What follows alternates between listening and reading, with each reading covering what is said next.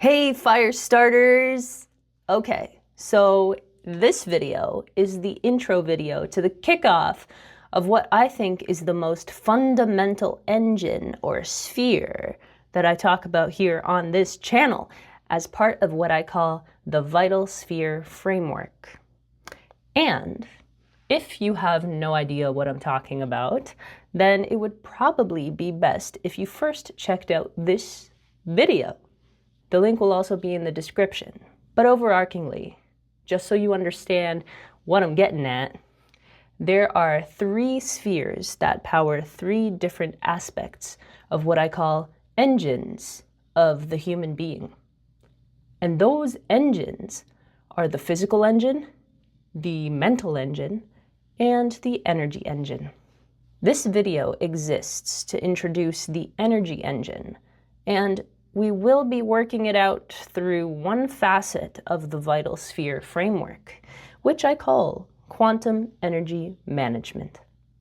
Now, for those of you who aren't familiar with me, my name is Alexis, or you can just call me Lex, and I'm a quantum integration coach who specializes in energy management for multidisciplinary people. I am a sci-fi writer, a multidisciplinary musician. I play electric guitar, drums, and sing. And I am currently pursuing a PhD in quantum natural medicine. If you would like to know more about what I do, I suggest that you watch the intro video I mentioned before. But enough about me. Quantum energy management is basically using a quantum mechanics-based POV of the world to create our own mental scaffolding of our own world rules. In a world where we largely decide what we want to believe and what is true for us, we must be deliberate and intentional in choosing what I call our default responses to life events while honoring our tendencies and taking into account the indisputable, and only the indisputable, rules of life on Earth and the collective tendencies that we are inextricably a part of, thus forced to operate within. It's all part of a game, you see. Take life as a game by accepting that you were born onto this planet for whatever reason, and I'm convinced it is a contractual reason that you agreed to, but we can talk more about that later. The point is, we are here right now, forced to operate in this life. Most of us want to make the best of it, and so we must use the playing pieces, the parameters I call them, that we've got, that we were given, to negotiate this life as we pursue this trajectory. Now, this trajectory of your life can go many different ways. This is truly a choose-your-own-adventure type gameplay that we're on here, honestly. And our first line of action is to realize that. It's to realize that there are many ways, options, and attitudes by which we can get to fulfilling this deep-seated vocation, if you will. In fact, our attitudes are largely what determine whether this game will feel easy, hard, beautiful, or terrible. And the ironic thing is that because everything is relative, including our experiences, perceptions, and valuations of things, your sensing of what is good, bad, and ugly in any given moment of your life is completely determined by your choosing. The thing is, your default way of choosing things in response to a very particular experience or set of variables in your life is going to be the one that determines how you tag that event and how you ultimately feel about yourself. So even if something is a good thing from, let's say, a moral standpoint, you may perceive it as a bad thing, depending on the tinted lenses of your own experiences, and vice versa. And you know what the funny thing is? That your valuation of that is valid. Yeah, there are many versions of what can be called true people. And depending on where someone is coming from, they may not agree with me on that. But the way I see it, that means they must be very set in their ways. There are indeed many things that are true, given that all is relative. But there are only a few things that are truths. This is where my talk about universal laws come in. System dynamics, if you will. This Earth is a system, and it has earth-bound laws. Laws of physics, laws in its government, in social structure, and in my previous video, I mentioned that these socially established laws are actually completely arbitrary. Nonetheless, they are parameters in our game here, and we must respect them and contend with them because, let me tell you a little secret, you are not special. I am not special.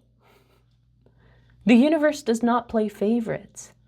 And yet, we must believe, and I do believe, that the universe still plays out in our best interest, because from the quantum worldview, we are all one. This Earth is a system, and it has earth-bound laws.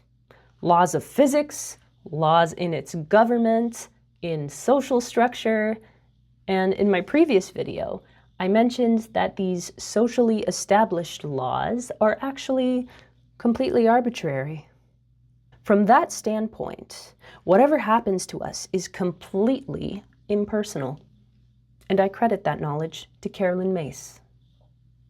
What we perceive as bad, like an illness or a loss, and what we may perceive as good, like getting something that we told ourselves that we want, is a complete and utter construct of society, fundamentally. We must acknowledge that, and we must be okay with that. But that said, when we get deeper into the understanding of ourselves at the core, at the vocationary level, if you know what I mean, which includes adopting an understanding for ourselves about why we're here, why we're here at all, we realize that these dualities, such as good, bad, right, wrong, are all relativities.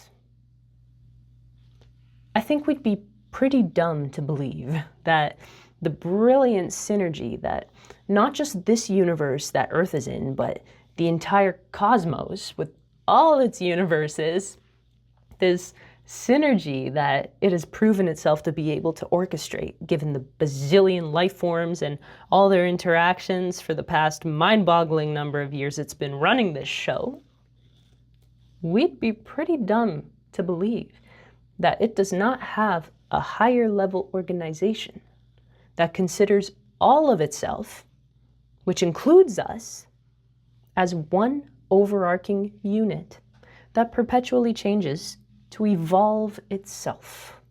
Evolve itself. There's a term we use in quantum physics called negentropy, and that means negative entropy. Go figure. It's the measure of order, organization, and information in a system, representing the system's ability to maintain and even improve upon its structure by generating energy instead of devolving towards chaos. It's a system's ability to generate the energy, man. As part of this system, we're capable of this, In fact, from a global standpoint, a collective of potential energy generators that we are as powerful human beings, it is our responsibility to manage our own energy.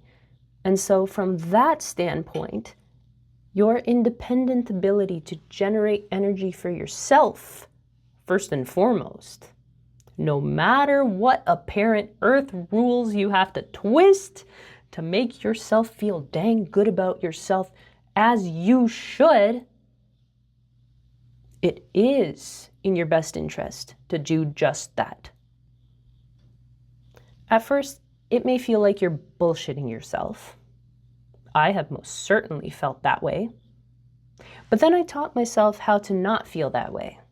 And it's exactly these things that helped me, which I've gathered and integrated from a plethora of sources throughout the years, that I want to share with you via a comprehensive progression throughout this playlist and beyond.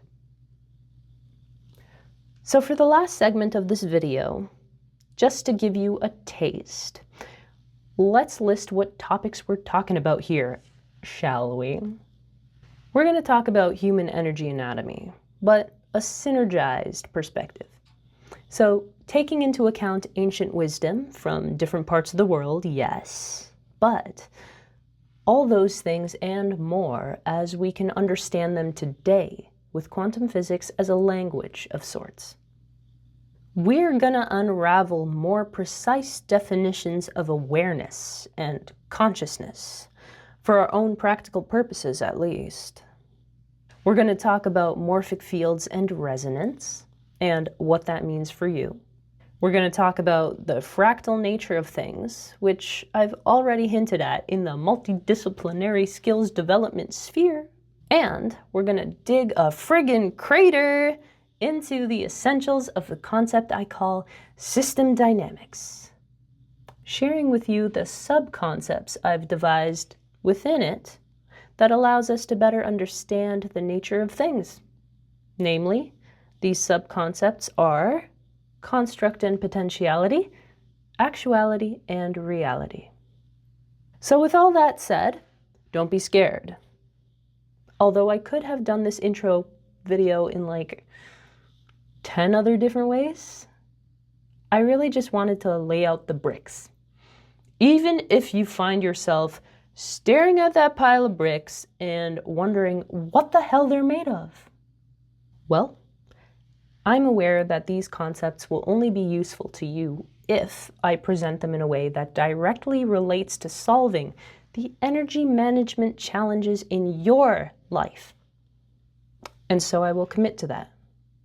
If you feel in constant conflict with yourself or feel like an emotional mess sometimes, if you find yourself self-sabotaging or even asking existential questions at times, including but not limited to things like, why does my life suck right now? Why am I here? What is this place? Then welcome. So if all this sounded like it just went way over your head, then good. We're getting somewhere. And I just got a ton of weight off my shoulders. Follow along, understand me intellectually, and apply where necessary to the best of your ability as each new video comes out in this playlist. And with this, I virtually promise you, the tables are going to turn. But you gotta stay open. I want the best for you, Firestarters. And I'm convinced that this framework, especially used in synergy with the two other spheres, titrated, consumed to the quantity of your own personal needs, will positively help you to take ownership over your choices, to hone your energy, and therefore craft your life. Claim your domain. Catch you in the comments. Ciao!